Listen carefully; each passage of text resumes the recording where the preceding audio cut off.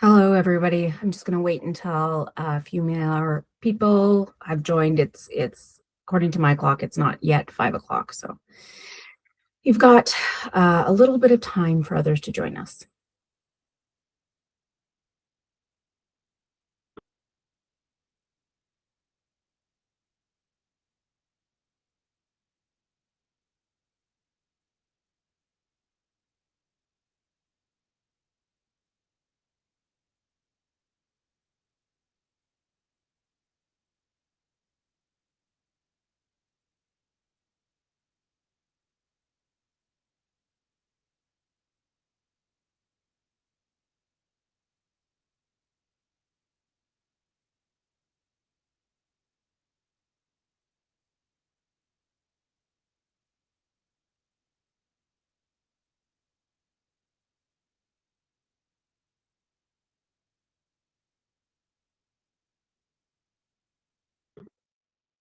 Okay, so welcome everybody. It is 5 o'clock, and I am going to get started just because it's the evening and some of us have kids to put to bed.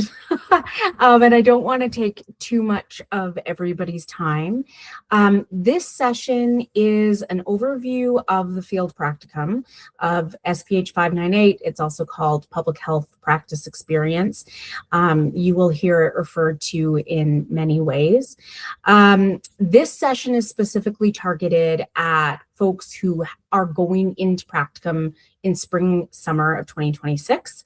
So these are folks who have already submitted their preparation assignment or their first assignment into Campus Bridge. And we're going to go over the practicum search process and the things that people might want to look for while they're looking for practicum. We had a really great session on Friday that was in person, and I think there was lots of dynamic sort of conversation that happened. So I really encourage the folks who are here, if you have a question, I'm going to go through slides and then kind of stop and pause to take questions. Please either, unmute your microphone and ask it, or put it in the chat. I don't seem to be getting notifications in the chat today, but I'll keep a look on it. I come from a place where I have instructed this course since I started at the school in 2014. And I did the practicum, which was very similar, in 2007. And I've been a preceptor for practicum students for 7 or 8 years. So I have different viewpoints on this. That being said, I have been working with this so closely that sometimes what I think is obvious is not obvious because I've been staring at it for 12 years now. So please ask your questions. There is no stupid question by any means, and I will do my best to respond. There's a question and answer forum or discussion forum in Canvas that I also encourage you to put your question in. It will last throughout the semester. So the Canvas site is not only for the winter or spring, summer. I have to look at it a little bit closer to figure out how to make some of those things work a little bit better. But if you put questions into Canvas, they will be there for other people to go back and search. So if you have questions, I'd appreciate it if you put them there as well. I'm gonna get started. This is going to be hopefully a brief sort of overview of the field practicum, because those of you that are going in for spring, summer have already submitted your first assignment. Your first assignment, it constitutes 4 things. It is your informed consent. It is your competency assessment summary, and it is your resume and your practice focused bio. So I'm going to start here, actually. So this is the schedule for spring, summer. You can find this in Canvas. I'm going to shift through a few tabs here to help you locate things. So in Canvas, everybody kind of has a different welcome page. I think this is probably one of the first ones that you come to. Canvas isn't great for showing instructors the student view really well. So if you go through Canvas, you'll find course information, and here you'll be able to find the course guide and course schedules. Yours is spring summer 2026, which is this document here. And you can see January 6th, it was actually January 5th. Sometimes dates get confused. Your first assignment was due, and there is the checklist of all of the things that you should have submitted. And I am currently going through those and trying to help by making some comments into the documents. Some common things that I see across the years is mostly in the bio and the resume, of course. Your public health competency and assessment summary is meant to be an opportunity for you to review where you've been, how you've grown over the last year and a half, and able to articulate those things that you were really good at. What are those things that you think a practicum site will benefit from? And then you're also going to look at maybe the competencies that aren't as strong, you haven't had experience in, and you'd really like to be able to demonstrate. The purpose of this is not for, you're doing this for you. This is not for me. This is so you can get a better understanding of what you might be looking out or looking for in your practicum. The other piece is those competencies give you the language for how to articulate those knowledge, skills, and attitudes to an organization. So I'm going to go back to this overview here. And this is some slides that we've added for the students who actually just started. And we talk more about what competency-based education is, because I don't think the program's done a great job of explaining this. In this case, competency-based education is that there are a set of things or a set of attributes. Various organizations believe students should come out knowing, applying, or coaching after they're done their education. So the competencies that we have right now are from the Council on Education and Public Health in the US. And we are, slowly mapping to the Public Health Agency of Canada competencies that have come out last year. The competency-based education is not testing education. It's less about knowledge and more about how you function with knowledge, skills, and attitudes. So just quickly, a competency is a collection of knowledge, skills, and attitudes, and how you apply those to specific contexts and the world around you. As you know, these are the domains from the CEIF competencies. You'll have seen these in the competency framework you've done. And then one domain can have multiple competencies in them. And this is what the domains look like, just for pictorial. Now here's the most important one. Don't laugh at me. I made this last August. Yes, it's AI generated, but the example is, as a baby, you might have these various competencies somewhere inside of you. As you get older, you start to grow these competencies and they're always sort of with you, but you've got this backpack of life experience, which impact how you use those competencies. And then you've also got your own values. So what are the things or dynamics that impact all of your lived experience and how you do what you do? And these are things that you carry with you throughout your life. Some of the competencies change, some of them improve, but these are all the things that shape you into a public health professional. I also want to note that there are some changing realities, not just in public health, but in the state of work. And a lot of this information actually comes from a report that was done by LinkedIn, as well as some subsidiary researchers that looked at what are workplaces demanding, what are they looking for in new employees, and how are they determining if employees have those? So they are really looking for competencies in their employees that are what we call durable skills. So less knowledge, less being able to know the right answer for everything, but more being able to ask the right questions at the right time to the right people and understanding that context in which they work. What was interesting, I'm just flipping through these slides. These slides will be made available, but what's quite interesting is that if you look at these four categories of the workforce skills that our employers are saying they want, they are pretty broad. But employers are more and more moving away from traditional resumes and interviews, and they're actually moving into competency assessment, skills assessment, tests on site. So, for example, one of the students and one of the practical placements is with the Foodborne and Zoonotic Illnesses group with the Public Health Agency of Canada. While they do an interview, they also require a skills test, which is an Excel spreadsheet, and you are asked to do various different things with data. Clean it, use pivot tables, do various types of calculations with the data that's present.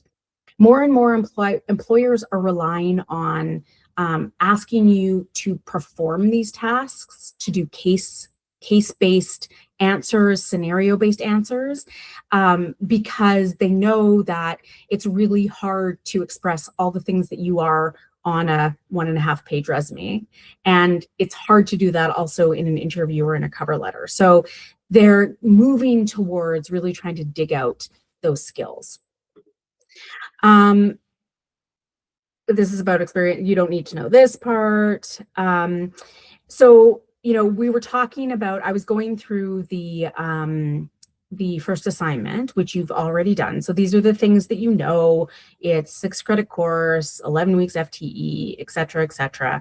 You have to make sure that you have all the prerequisites, which is all of your core and electives, except for one course that you can take alongside your practicum.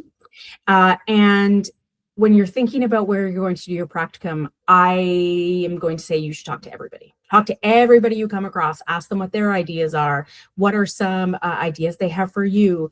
The more that you can spread your network, the more interesting concepts might come up and things you didn't even think about. I think a lot of students think that practicum is competitive. And unless you are exactly the same person, maybe it is competitive. But if you allow yourself to really think about what it is you want and what you want to demonstrate and learn, you're going to be different from the person beside you. So telling each other about opportunities actually can lead to you getting something that's more aligned with your goals than something somebody else really wants. Okay, so we're back to practicum planning. Thank you for that. My brief, I've got slides on this moment. So you are going to submit the consent, the public health competency assessment, bio and resume. And I was talking about the bio and resume as you're submitting it. So these are really important pieces for where, when, and how you get to tell your story to a potential employer.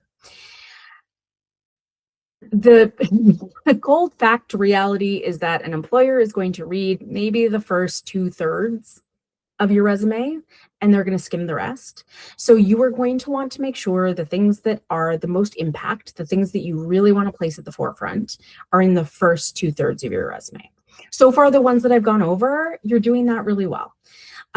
Knowing that these resumes and the bio are not specific to a placement. You have submitted a general resume. I know that you may want to take and adapt them depending on where you apply, and that's absolutely fine. This is just to get the general, the overall feeling of what your resume could look like. The other piece is this practice-focused bio, and these are also really important for a few reasons. One is they will give an employer a writing sample, so how you write about yourself is quite important. They can articulate things that aren't necessarily found in a resume. So they can articulate what it is you're looking for out of a practicum, why you're particularly interested in a certain sector of public health. They're also that quick thing that I can put in an email. I can copy and paste it and put in an email to a potential practitioner to say, so I've got this student, I think they could be a really good fit. Here's a quick bio about them in their own words. And it kind of gives me that ability to have something to copy and paste about you in an email. The other thing is, this is your elevator pitch. This is the you selling yourself to a person within 30 seconds or less. All of your practice focus bios have been pretty good. The one caution that I have, and again, I know that you've submitted them, and so I'll be reviewing them, is when you think about your practice focus bio, make sure it's not a laundry list of all the things you potentially could want to do in practicum. This is your opportunity to be very specific about what you can see yourself doing, what you actually want to participate in, not all the things you're interested in. I recommend starting as specific as possible and then broadening from there. So if you say, I really want to work in program planning or evaluation or policy or, all of these things, it doesn't give the potential preceptor a clear idea of how they might be able to integrate you in their team. It's much better if you can narrow it down and say, I would like to be involved in the development of evaluation frameworks, evaluation tools, stakeholder engagement strategies, and I'd really like to be able to get some insight about organizational governance. And that way, a preceptor might say, okay, yeah, actually, we've got a board meeting during the summer, so that'll be great. You can help us with the build up to that. We do have a program that's halfway through an evaluation, so it would be fantastic for you to take a look at the data. And, we got a logic model that we tried to do an evaluation and it didn't really work. So you could really help us with that cleanup. So the more specific you can be, the more the preceptor can envision you within their team. Okay. In your prep assignment, so you've submitted them, I am going to go through, I'm going to make recommendations, and then I will approve them. You don't have to resubmit anything. It's just helpful if you have that URL link, then you can update it in that URL, and then I can always go back to the same link when I'm looking for a resume to send to an organization or potential preceptor. I am going to pause there to see if there's any questions about your preparation assignment, the timing of that, and then I will move on to what the next steps are since you've submitted that preparation assignment.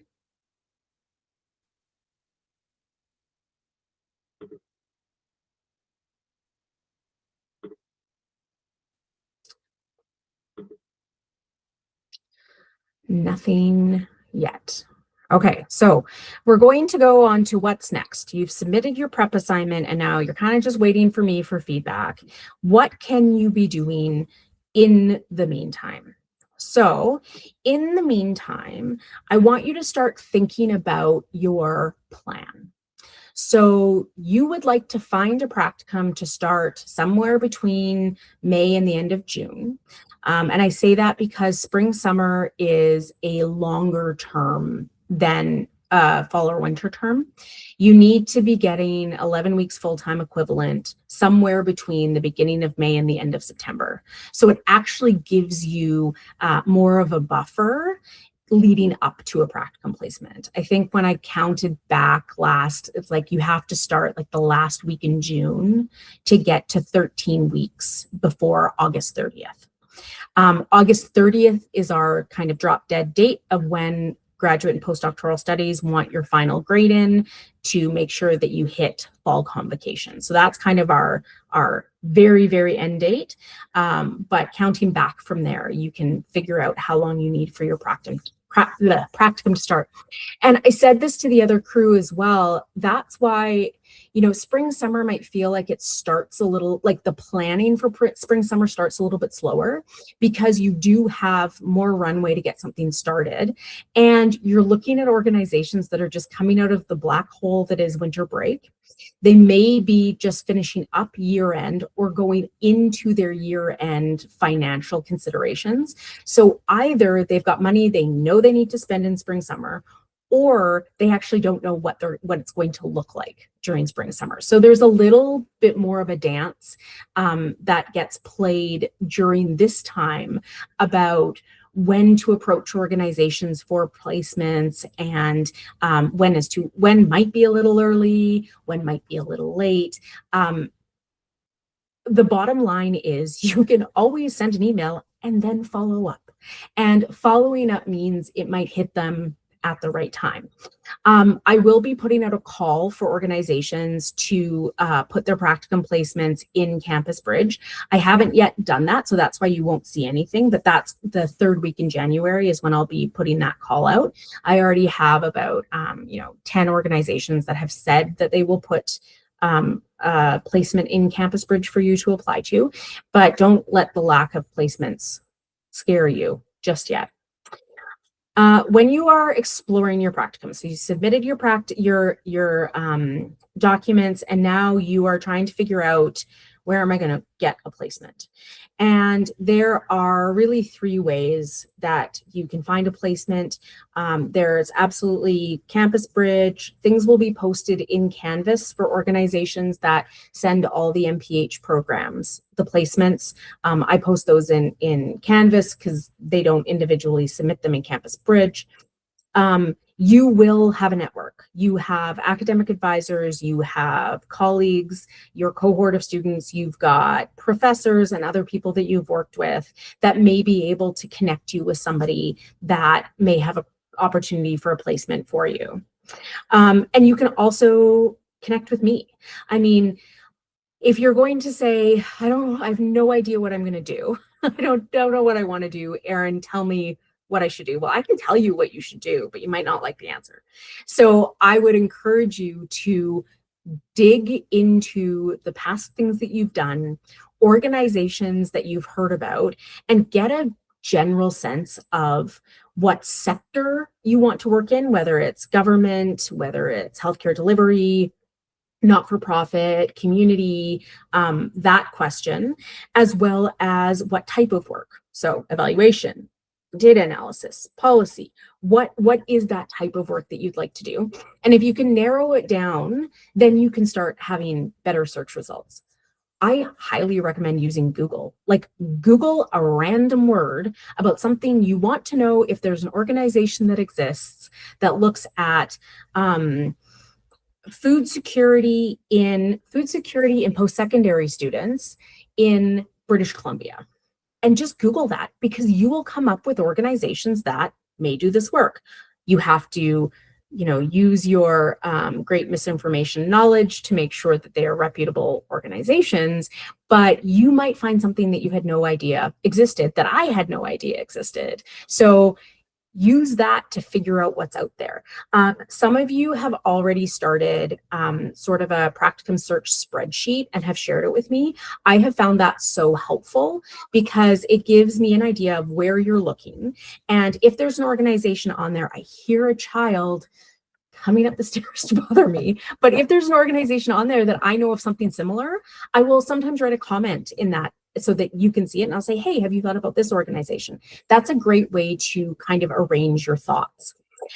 There's also lots of other portals out there that will have practicums that we don't know about, or that you have to apply through those. So for example, Public Health Ontario has a dedicated practicum portal, but you have to apply through that. CIHI is the same, and there may be the same with something like the Canadian Mental Health Association. 1 second, I'm going to find out what my neighbor needs.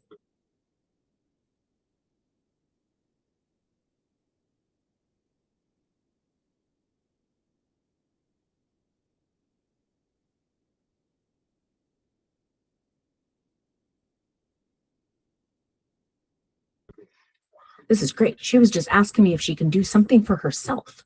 This is amazing. Yes, you can. So this is the answer about practicum exploration is There is so much stuff out there.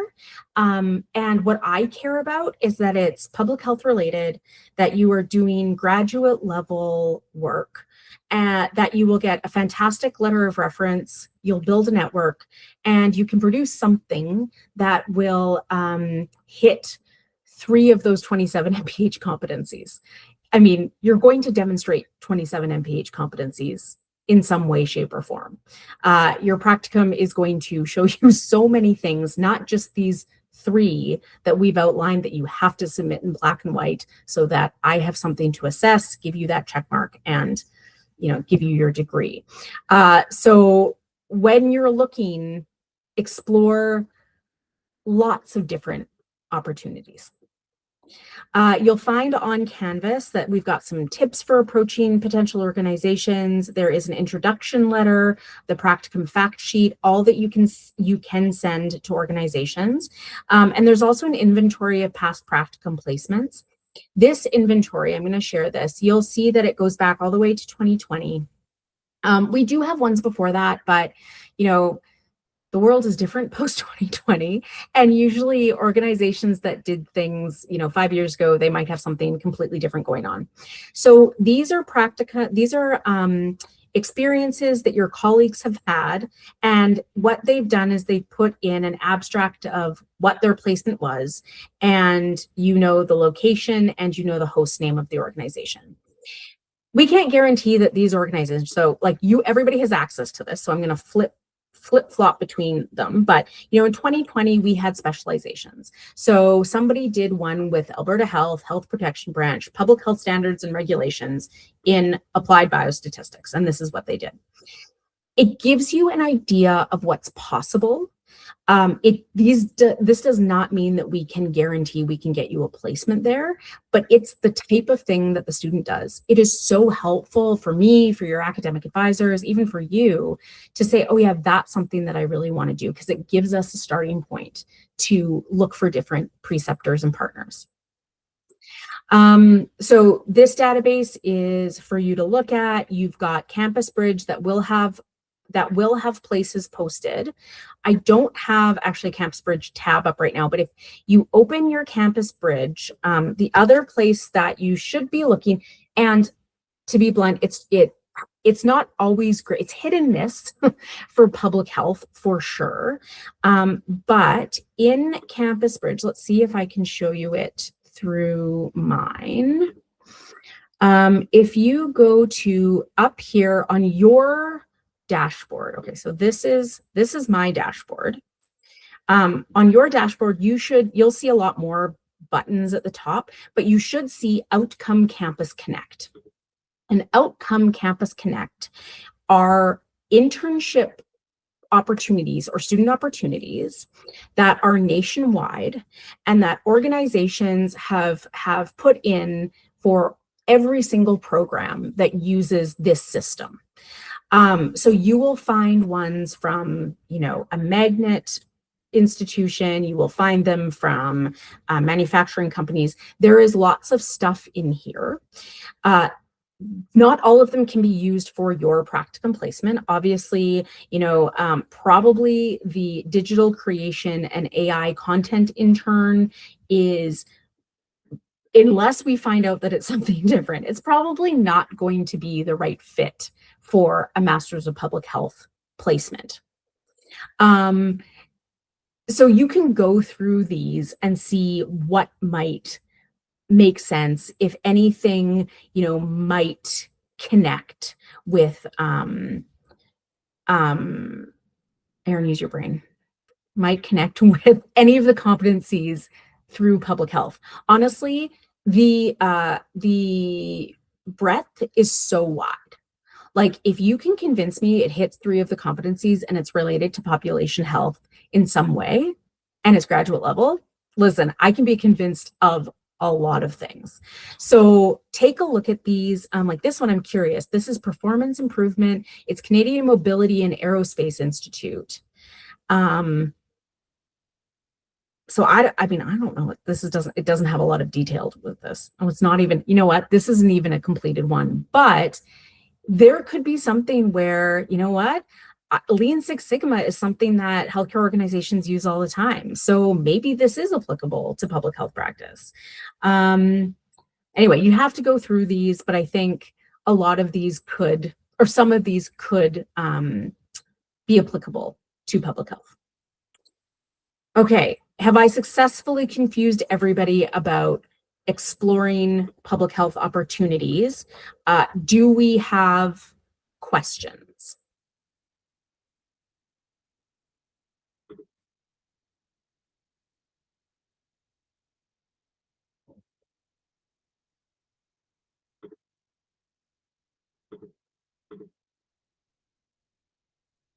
Okay, so um, your practicum exploration, and this is where there aren't really any hard deadlines. So ideally, let's say your practicum starts the first week in May.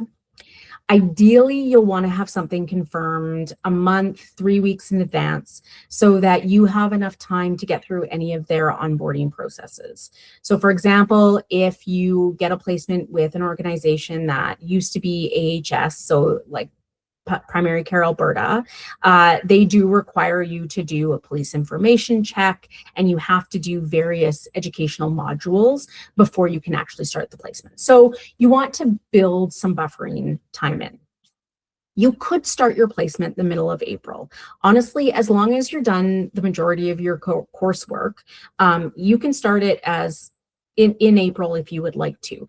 I caution you to give yourself some time and space to decompress and get ready for this next thing, which is your practicum placement, which is a full-time role within a public health organization, some place that you may never have been before, and maybe the whole situation is new to you. So give yourself the time and the space to decompress after winter term. When you confirm, so a couple things. One is I encourage you to look at like explore 3 opportunities. If you were to explore 17, you are going to be at risk for sort of spreading yourself really thin. And what if they all come back saying that they want you? What a great problem to have. But then you have to say no to 16 organizations. So when I say explore, apply to 17, but really focus in on 3 or maybe even 4 various opportunities. There is no magic on how you balance the timing of all of this. It is very much like a job search. So if you apply to 4 things and you get one of them and you're really thinking, man, I just want to hear if I want to wait until I hear about this other one that I'm really interested in. You might have to have that conversation to say, listen, I'm not able to get back to you right away. I'm waiting to hear about some other things, and then, get a bottom line date from them. There's various ways to have these conversations where you can express your interest in the organization, but also say, it might not be the right thing for me right now because it's my practicum, but I would still like to keep those lines of communication open so that we can have a conversation in the future. All of these organizations know that this is a student placement, so you are looking at multiple organizations, and I am very clear that we want to make sure it's the right organization for you at the right time, and that you're the right fit for the organization at the right time. So it is very much like almost like matchmaking or dating, where you're searching out all these different opportunities, but we don't want you to burn the bridge, because you still want to be able to say after you've graduated, hey, I'm done and I'd really like to have a conversation with you. So you'll have to do a little bit of juggling to keep those relationships in check. So when you want to confirm a placement, which is great, we are going to be so excited when you confirm. Sorry, let me back up. There in Canvas, you would have seen these. Here are some examples of external database or internships. Honestly, I have not clicked on these.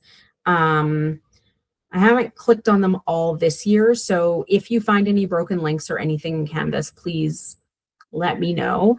I am not married to anything that happens in Canvas. So there's some external practicum internship databases. These are the direct application opportunities. So these are the ones that have come to me for spring, for example. You can see there's Public Health Agency of Canada, the Canadian Public Health Association, and BC CDC. Just a heads up, somebody has let me know that some of these from BC CDC are no longer available. So I'm actually going to go through and take out those ones because they've decided to close them without letting us know. So I will go through and change those. And it's also the opportunity for you can see all the ones from last term. And the reason I keep this up is because just because this organization hasn't posted something for spring doesn't mean that they might not be able to take on a student. So if you read through this and you think, oh yeah, I'd really be interested in doing this, let me know, because I could reach out to the folks and say, hey, listen, you have this for winter. Do you have capacity for spring, summer? So it gives you more ideas of what's possible. Okay, so now you've confirmed.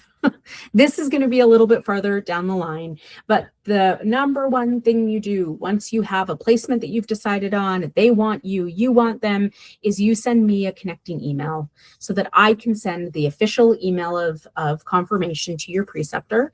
There may be other things that we need to do. If it's with the government of Alberta, we'll need, or other organizations, we will need to fill out an agreement that is signed by yourself and your preceptor to make sure that both the University of Alberta and that employer are committing to insurance and various things.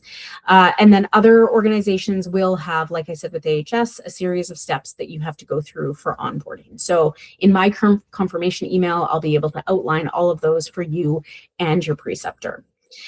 You will then create your placement record in Campus Bridge. If you have applied to something that was advertised on Campus Bridge, I can click a button and place you in that one. But if you found something on your own, you have to create a placement record. That is not set in stone. You can create it and then say, hey, Erin, can you take a look at it? And I will go through and we can always edit things and we can always make changes. That is not a problem. So that is essentially the steps for confirmation. And then you just get ready to set your start date with your practicum placement. Okay. Any questions from there? And then we've just got when you're in placement. We don't have to talk about that yet.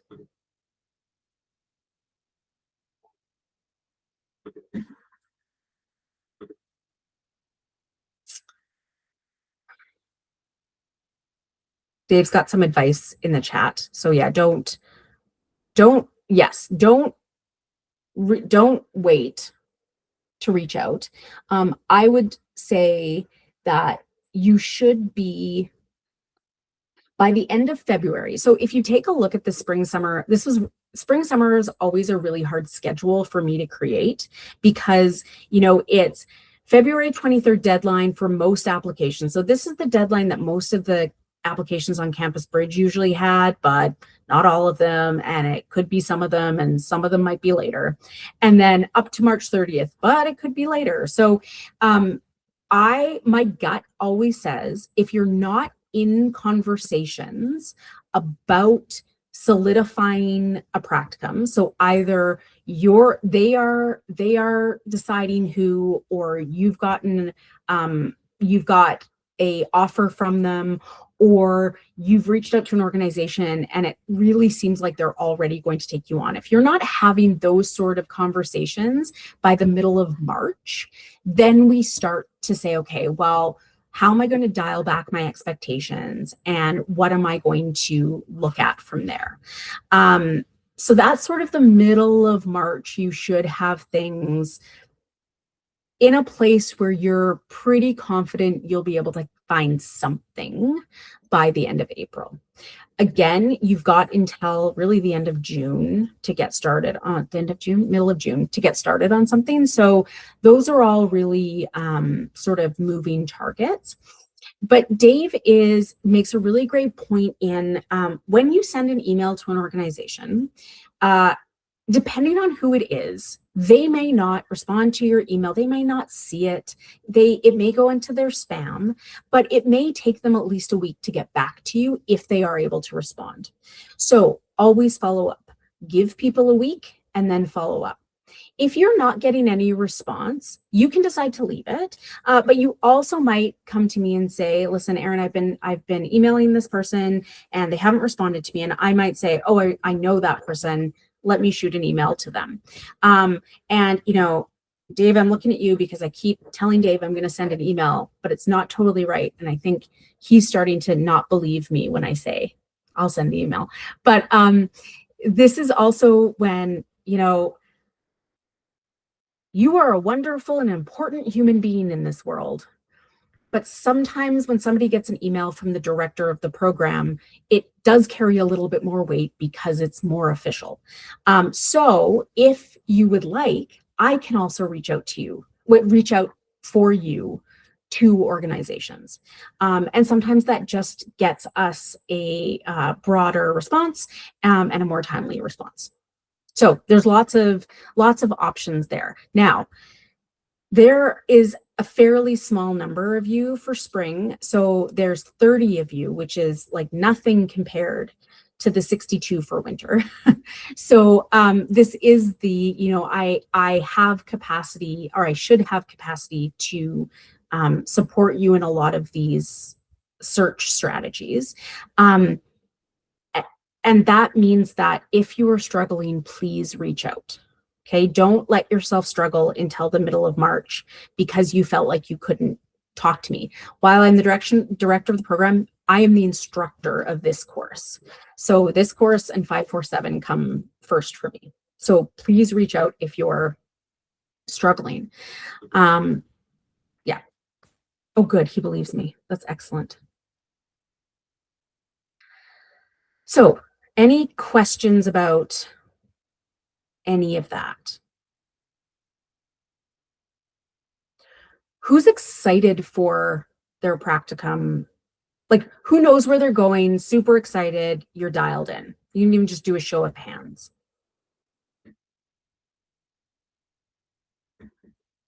Okay, who's excited, but you don't know where you're going, but you're kind of excited to do the discovery part of it?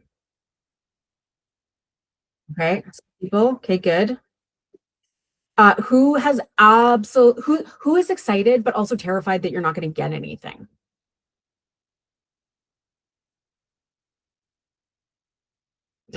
Dave. Dave, I think you might be dating yourself. Like, I know those lyrics, but I don't know who else knows those lyrics that you've just typed in the chat. Okay, so who has no idea what they want to do and just wants me to tell them what they should be doing?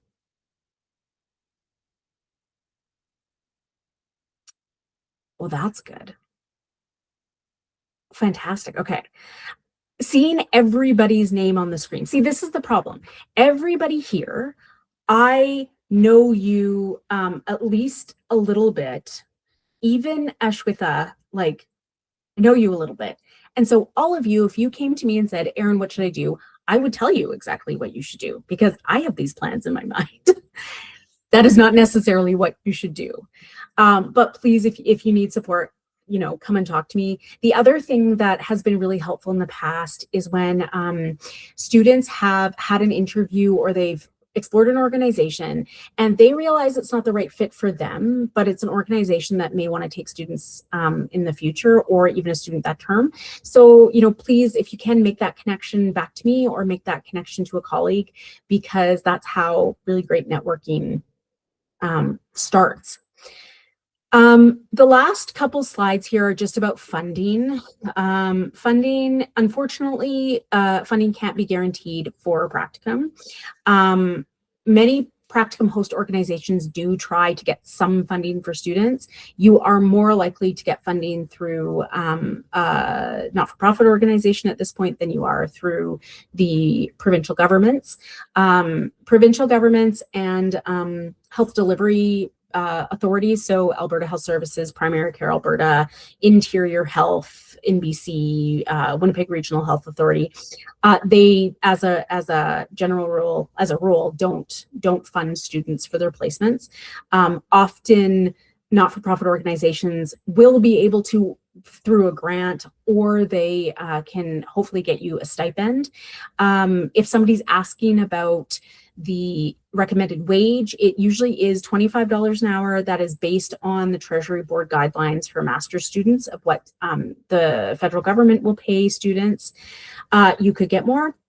That is totally possible.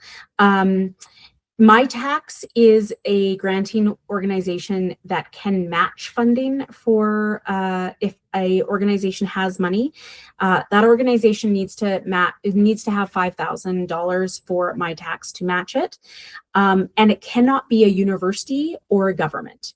It can be lots of different not-for-profits, and it can be a hospital. So it actually could be Alberta Health Services or Primary Care Alberta, because they consider that a hospital, but that's only if they can provide matching funding.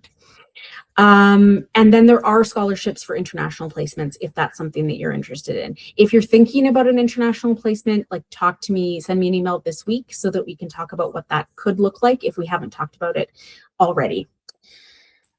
Where to find information? We've gone through lots of these things. All the links are on Canvas. Abstracts of previous placements, posted opportunities. Why is this a different bullet point? That makes me crazy. And there's lots of resources for course completion all through Canvas. I'm going to have another one of these sessions after you're in your practicum so that we can talk about the next step, or right before you're in your practicum, and then we'll have another one to talk about the second half. But that is sort of the breakdown about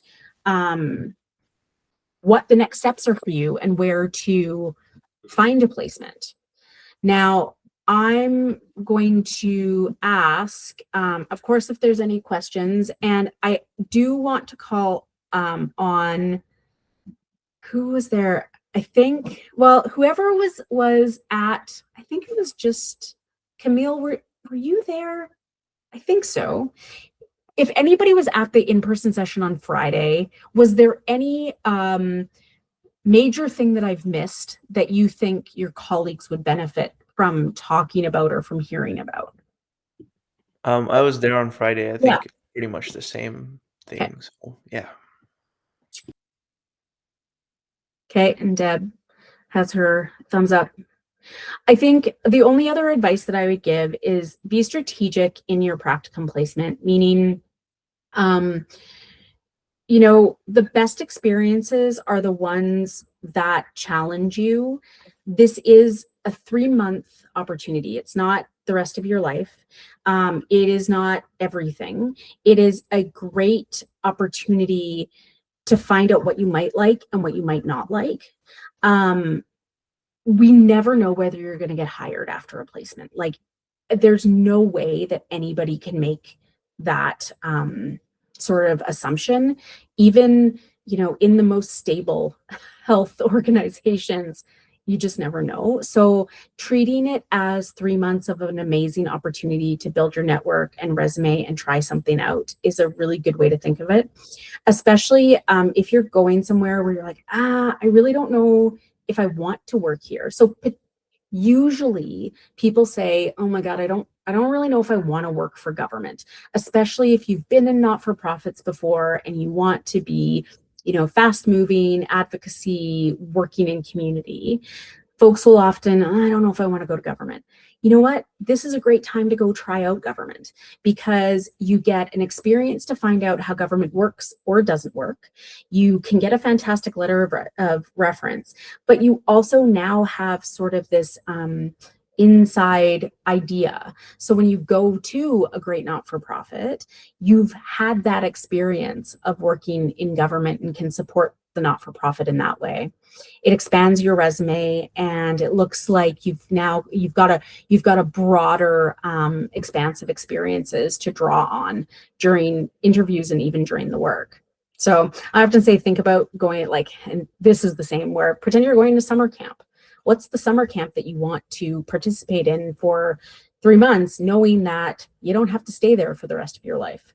So go to government knowing you don't have to work there if you don't want to. Any other questions, words of advice, excitement, big things people want to share?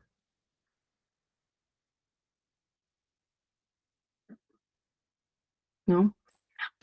Just some information. I think Primary Care Alberta is going to be one of the places that will have the most opportunities for students. They've actually, as an organization, they've stood up really well and have some very interesting things going on with regionalization of primary care networks. And they have a lot of dynamic folks, and they've kind of settled into what they're doing. The public, what is it? Public Preventative Health, PPHS, which is one of the new Alberta Health Population and Preventative Health Services. So that's government. They maybe aren't as stable, still trying to figure out where people fit. So I don't know how many opportunities there will be there.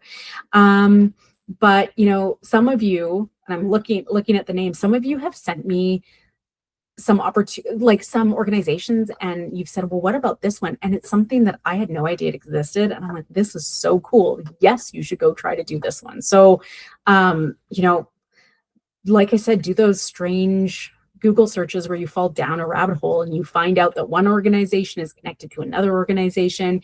If you know of a not-for-profit that you're really interested in, go to their board of directors and see who is on their board of directors, because maybe it's somebody that you actually know through your network, and they may be able to introduce you to somebody at the organization, or maybe they work for an organization that you're also really interested in. So really follow those rabbit holes, I guess, because you never know what you could dig up.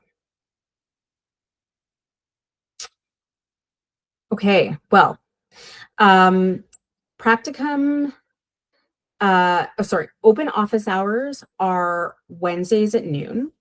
I am going to be having open office hours for practicum specific folks on Tuesdays at noon. The way this is going to work is this is actually for folks currently in practicum in winter 2026 to bring their lunch and have lunch with their colleagues, because everybody's spread out in these different organizations, and talk about things that are going on. It is not facilitated. It is just an opportunity to sit and have lunch with colleagues.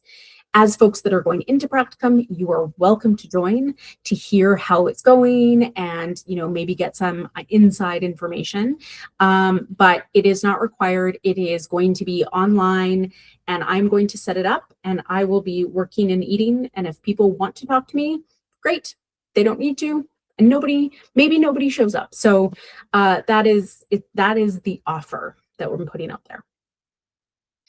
I've got I should have lots of appointment spaces. I'll go back to asking questions in Canvas is really great, because then everybody gets to see them.